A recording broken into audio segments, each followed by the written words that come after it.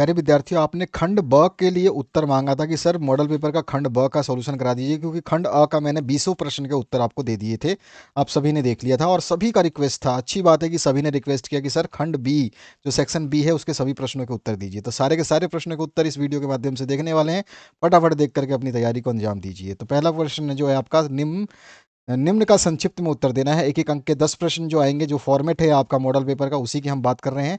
पहला जो है, डाटा संचार की दर क्या होती है? तो आंसर क्या हो जाएगा? डाटा संचार दर यानी डीटीआर जो है, ये क्या होती है? Data transfer rate. एक समय में एक स्थान से दूसरे स्थान पर स्थानांतरित यानी कि ट्रांसफर होने वाले डिजिटल डाटा की मात्रा जो है, डाटा ट्रांसफर दर कहलाती है। ठीक है, तो ये छोटा सा आप इसको डेफिनेशन को लिख देंगे। तो ये आपका सॉल्यूशन हुआ। अगले क्वेश्चन की बात करते हैं, जिसमें ASCII का पूरा नाम आपको लिखना है। तो इसका नाम होता है American standard code for information interchange. ठीक है, तो ये इसका आंसर हो गया, American standard code for information interchange. ध्यान रखना है आपको।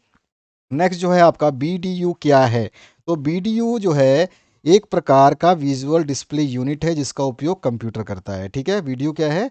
ये एक विजुअल डिस्प्ले यूनिट है जिसका उपयोग कंप्यूटर द्वारा किया जाता है। इसके बाद में LSI क्या है? ये इसे कहाँ प्रयोग करते हैं? एलएसआई क्या है और इसे कहाँ प्रयोग करते हैं? तो क्या आंसर हो जाएगा? एलएसआई बड़े पैमाने पर इंटीग्रेटेड सर्किट होते हैं। क्या है? इंटीग्रेटेड सर्किट होते हैं और इनका प्रयोग जो है माइक्रो प्रोसेसर जैसे कंप्यूटरों में किया जाता है। ठीक है, इसके बाद आ जाइए नेक्स्ट पार्ट पे। डब्ल्यू क्या है? तो इसका फुल फॉर्म तो पूछा नहीं है, तो आपको फुल फॉर्म नहीं बताना है। वर्ल्ड वाइड वेब बोलते हैं इसको, वर्ल्ड वाइड वेब इसका फुल फॉर्म है। इंटरनेट का सबसे महत्वपूर्ण संसाधन है जिस पर सभी विषयों से संबंधित सूचनाएं उपलब्ध होती हैं। ठीक है, अगले क्वेश्चन की बात करें। संक्षिप्त में उत्तर सारे देने, हम संक्षिप्त में देते हुए चलेंगे। जो जो चीज़ें बता रहा हूँ उसको ध्यान से सुन लेना, क्योंकि इसमें बहुत सारी चीज़ें जो है बताने लायक और सुनने लायक भी हैं।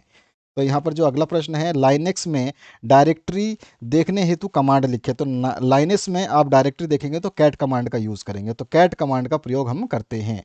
इसके बाद जो है आपका नेक्स्ट क्वेश्चन, इसमें पूछा गया हेक्सा डेसिमल एफ का मान डेसिमल में क्या होगा? तो हेक्सा डेसिमल में एफ का मान जो है क्या हो जाएगा आपका? ये 15 डेसिमल होगा। ठीक है, ध्यान रखेंगे आप। उसके बाद आ जाइए, सी भाषा में चर के नाम किससे प्रारंभ होते हैं? तो सी भाषा में जो चर होते हैं, वेरिएबल, वो सी भाषा में वेरिएबल जिसको हम चर बोलते हैं, मैथमेटिक्स में भी आपने पढ़ा होगा, वर्णमाला में कैरेक्टर जो है ए से जेड, स्मॉल ए से जेड और कैपिटल ए से जेड से प्रारंभ होते हैं। ठीक है, अगला जो प्रश्न है, इसमें पूछा गया आपसे, सी भाषा के फ्लोट मान मेमोरी में कितना स्थान घेरते हैं? फ्लोट मान मेमोरी में जो है, ये स्थान घेरने वालों 4 बाइट्स का स्थान घेर लेते हैं। ठीक है, कितने बाइट्स का घेरते हैं? 4 बाइट्स का स्थान घेर लेते हैं। ठीक है, आते हैं 10वें प्रश्न पे। 10वां जो प्रश्न है, इसमें पूछा गया आपसे, सी भाषा में पैरीमीटर कितने प्रकार का होता है? तो सी भाषा में 2 तरह के पैरीमीटर होते हैं, एक एक्चुअल पैरीमीटर और दूसरा फॉर्मल पैरीमीटर। ध्यान रखेंगे, तो ये इसका आंसर हो गया।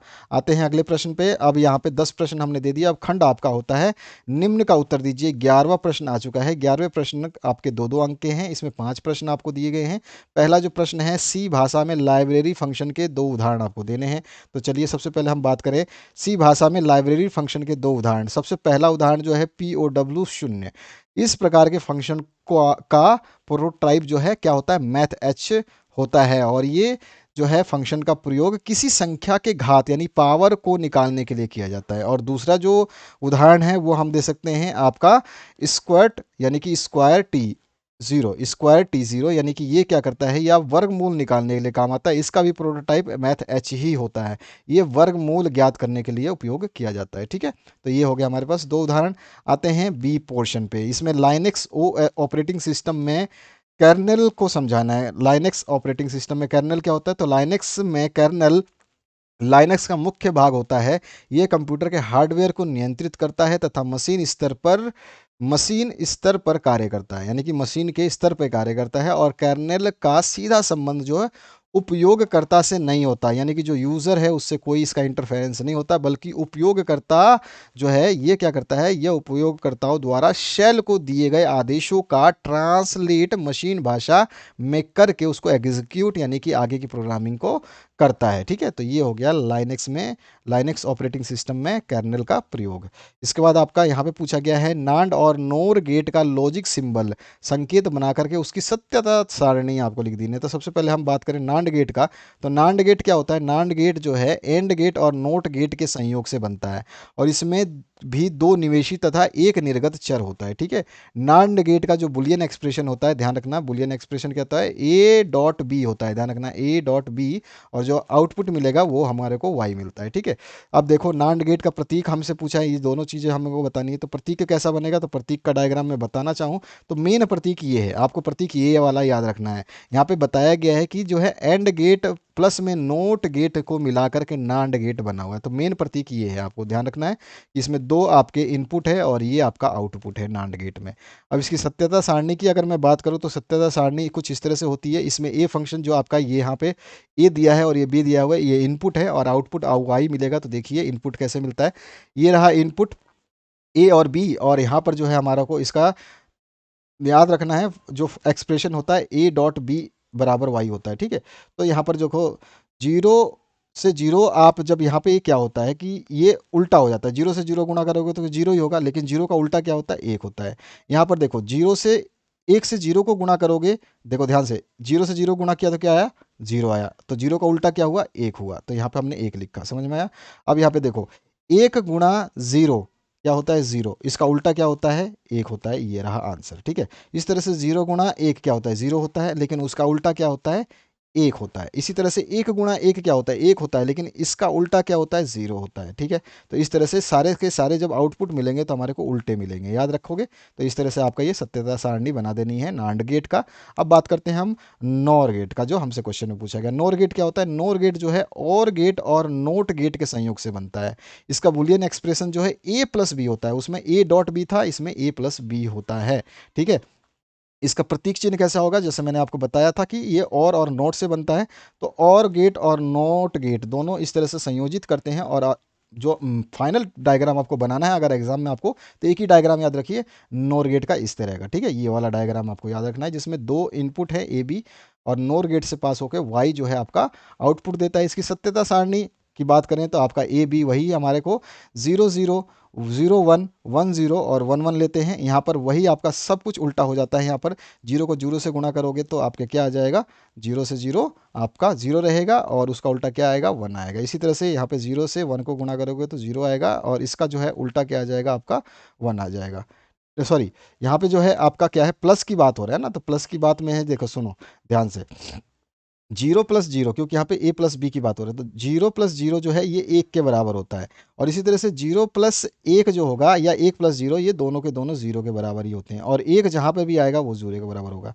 यानी कि जब संख्याएं में जीरो होगा, ध्यान रखना, जिसमें एक भी डिजिट हो गई तो वहाँ पर जो मान है वो जीरो होगा। यहाँ पे देखो, यहाँ पे भी डिजिट है, ठीक है, एक नंबर दिख रहा है आपको, यहाँ पे भी नंबर दिख रहा है, यहाँ पे भी नंबर दिख रहा है, तो जहाँ जहाँ नंबर होंगे उन सभी का मान जीरो होता है इसमें, और जहाँ पे नंबर नहीं होते हैं, जीरो होता है, वहाँ पे उसका मान आता है प्लस वाला, प्लस वाले फंक्शन में एक आता है। ठीक है, ध्यान रखोगे ये चीज़। बस इस सिंपल सा प्राथमिक संचार मॉडल का रेखा चित्र आपको बनाना है।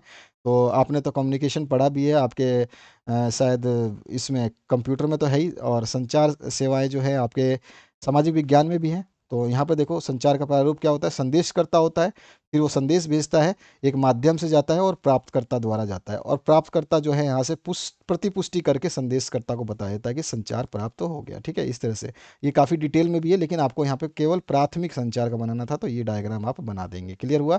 चलिए आगे बढ़ते हैं नेक्स्ट क्वेश्चन की तरफ। संचार का ये मॉडल था, ठीक है, संचार का मॉडल बोला इसने ना, संचार का प्रारूप या मॉडल एक ही बात होती है, संचार का यहाँ पे मॉडल बोला गया था। इसके बाद आते हैं अगले प्रश्न पे, ऑपरेटिंग सिस्टम क्या होता है? उदाहरण देना है। ऑपरेटिंग सिस्टम जो है वो क्या होगा, इसका उदाहरण हम देते हैं। ऑपरेटिंग सिस्टम ऐसे सॉफ्टवेयर प्रोग्रामों का समूह होता है जो मानव एप्लीकेशन सॉफ्टवेयर और कंप्यूटर हार्डवेयर के बीच में संप्रेषण स्थापित करता है, और लाइनक्स भी एक प्रकार का जो है ऑपरेटिंग सिस्टम है।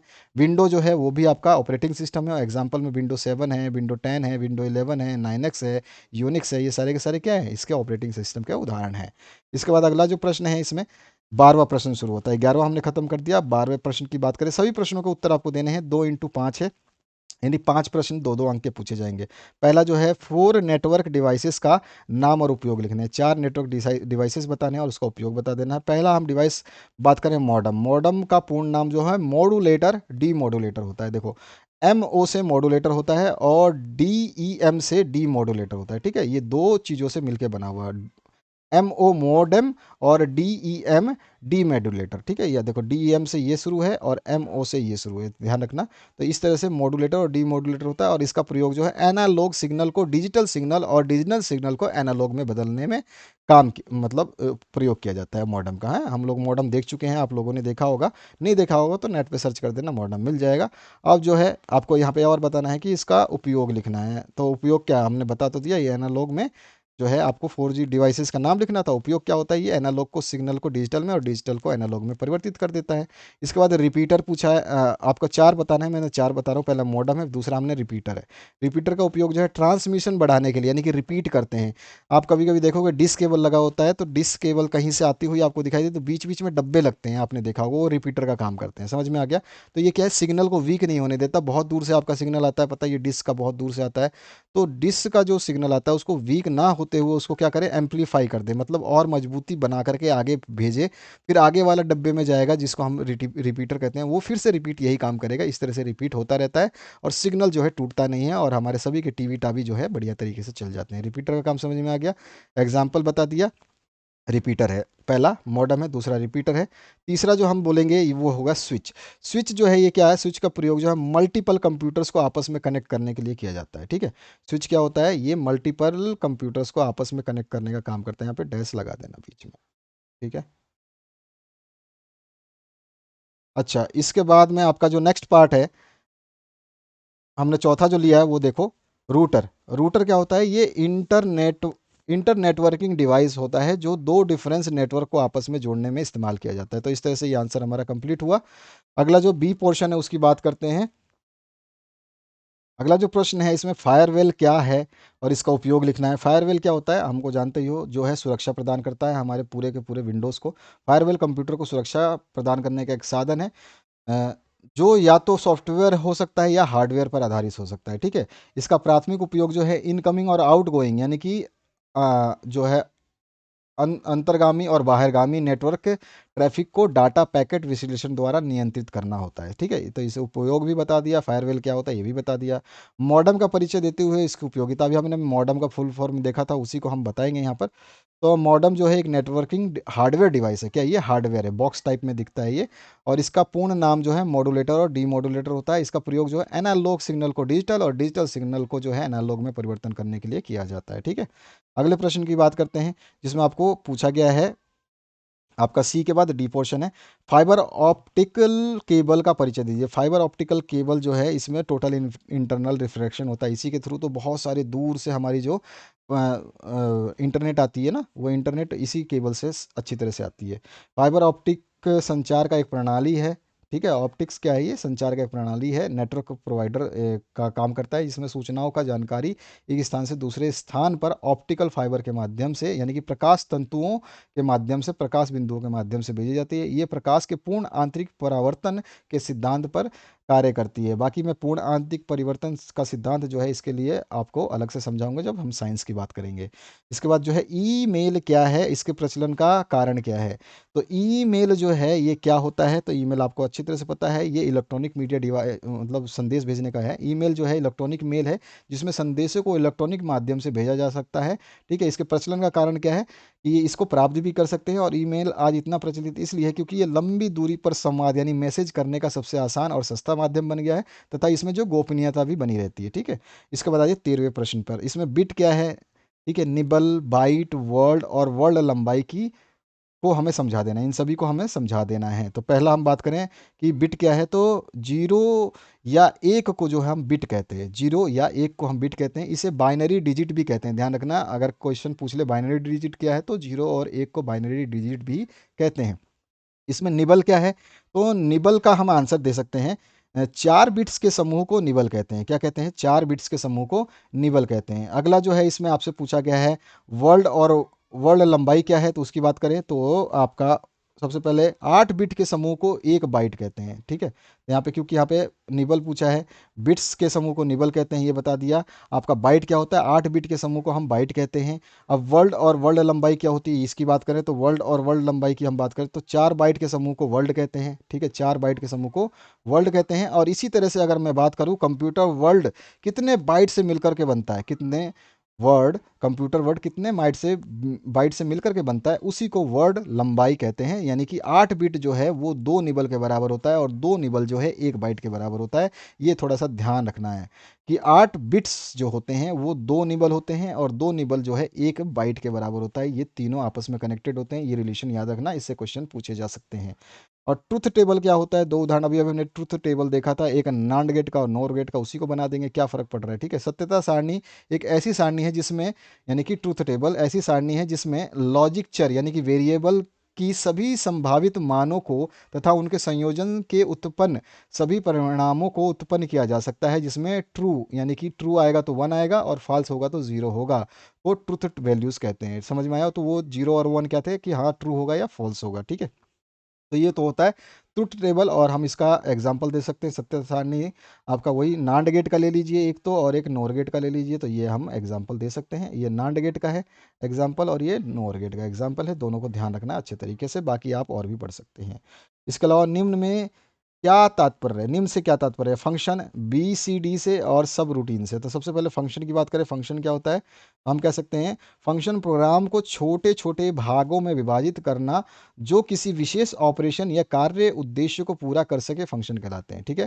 फंक्शन क्या होते हैं, प्रोग्राम को छोटे छोटे भागों में विभाजित करना जो किसी विशेष ऑपरेशन या कार्य उद्देश्य को पूरा कर सके, फंक्शन कहलाते हैं, ठीक है। तो इसके बाद में आपका जो नेक्स्ट पार्ट है उसकी बात करें, बी सी डी का पूरा नाम जो है बाइनरी कोडेड डेसिमल होता है। बाइनरी कोडेड डेसिमल बीसीडी को बोलते हैं। इस प्रक्रिया में प्रत्येक कैरेक्टर को एक डेसिमल नंबर दिया जाता है, फिर उस डेसिमल नंबर के प्रत्येक डिजिट को 4 बिट बाइनरी नंबर में परिवर्तित करके एक कोड उत्पन्न किया जाता है, जिसे कैरेक्टर विशेष हेतु मेमोरी में स्टोर किया जाता है, ठीक है। तो ये बीसीडी हो गया, बाइनरी कोडेड डेसिमल हो गया। अगला जो है आपका आंसर, इस वजह से सब रूटीन क्या होता है, तो ये एक स्टेटमेंट का समूह होता है जो किसी पूर्ण परिभाषित कार्य को करता है, और ये स्टेटमेंट के समूह को सब या एंड सब कथनों के बीच में लिखा जाता है तथा इसके नाम से जो है कॉल किया जाता है, ठीक है। तो ये हो गया सब रूटीन। 14वां प्रश्न जो है 8 अंकीय प्रश्न, बड़ा प्रश्न, ठीक है। पहला इसमें है कंप्यूटर नेटवर्क की व्याख्या करनी है। इसका अथवा पार्ट में तीनों को चारों को हमें एक्सप्लेन करना है संक्षिप्त में, और अथवा पार्ट में इसका प्रोग्राम बनाना है। तो सबसे पहले हम बात करते हैं कंप्यूटर नेटवर्क की व्याख्या कैसे करेंगे। तो सबसे पहले कंप्यूटर नेटवर्क की व्याख्या कर लेते हैं। कंप्यूटर नेटवर्क आपस में जुड़े हुए कंप्यूटर के समूह को कंप्यूटर नेटवर्क कहा जाता है, और नेटवर्क जो है कंप्यूटर को आपस में सूचना, संदेश, प्रोग्राम तथा संसाधनों की हिस्सेदारी करने का अवसर प्रदान करता है। इसमें 3 तरह के होते हैं, एक लैन होता है, एक मैन होता है और एक वैन होता है। लैन होता है हमारा लोकल एरिया नेटवर्क, मैन होता है मेट्रोपोलिटन एरिया नेटवर्क, और वैन होता है वाइड एरिया नेटवर्क, ठीक है। ये छोटा होता है, ये मीडियम होता है, ये सबसे बड़ा होता है, ठीक है। सबसे पहले हम लैन की बात करें, लैन को समझा देंगे, वैन मैन को समझा देंगे और वैन को समझा देंगे। यही हमारा जो है पूरा का पूरा बन जाएगा कंप्यूटर नेटवर्क की व्याख्या। 8 अंक का केवल ये प्रश्न है ना।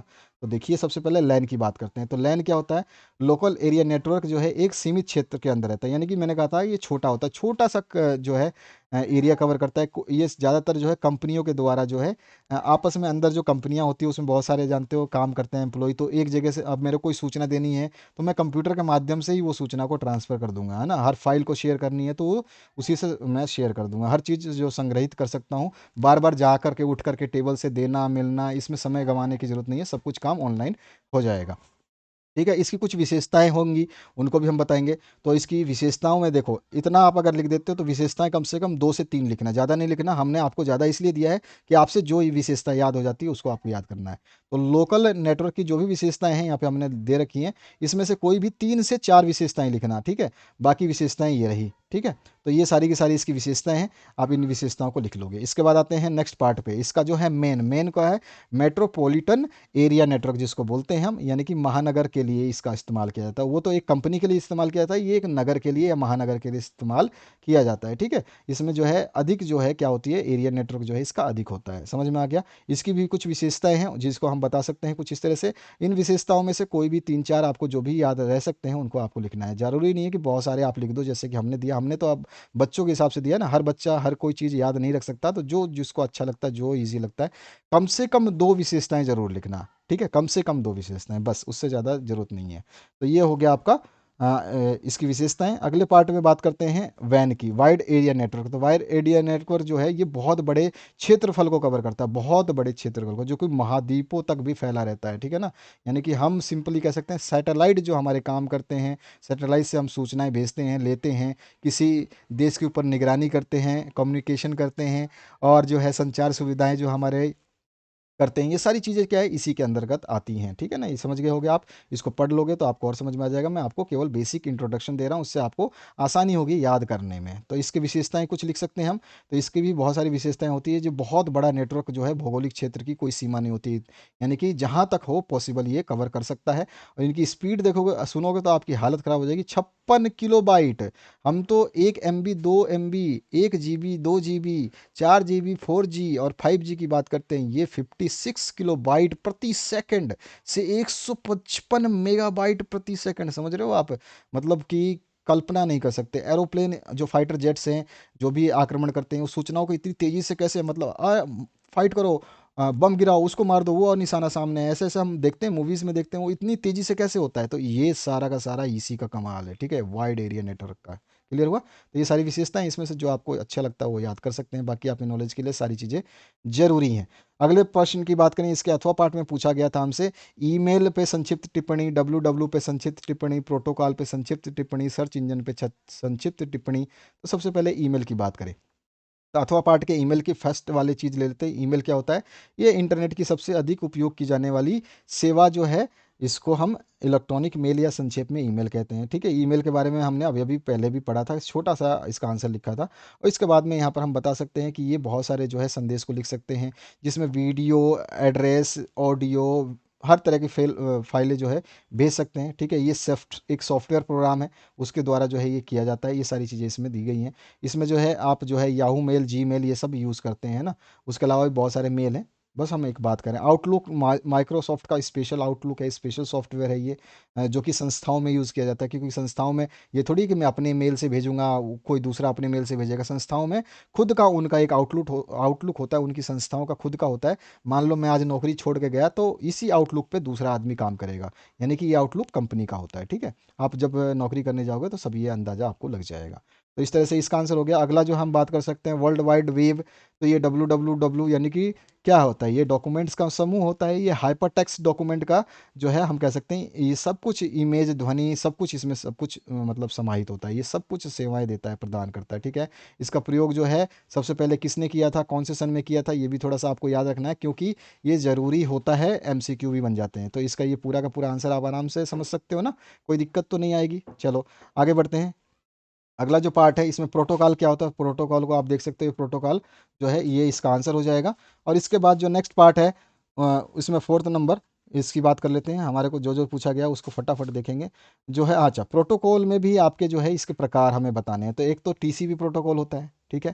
फिर इसके बाद में IP होता है। IP एड्रेस के बिना तो हम एक्सेस नहीं कर सकते। हम कुछ भी कहीं भी किसी को मैसेज भेजते हैं, कोई भी काम करते हैं, व्हाट्सएप पे क्या भेजा, डिलीट कर दिया, सोचा, फेसबुक पे क्या पोस्ट किया, डिलीट कर दिया, सोचा, अगर हमने डिलीट भी कर दिया है तो हमारी IP एड्रेस एक ही रहती है जिससे हम काम करते हैं। हमारे आपके हर मोबाइल की अपनी अपनी ID एड्रेस रहती है।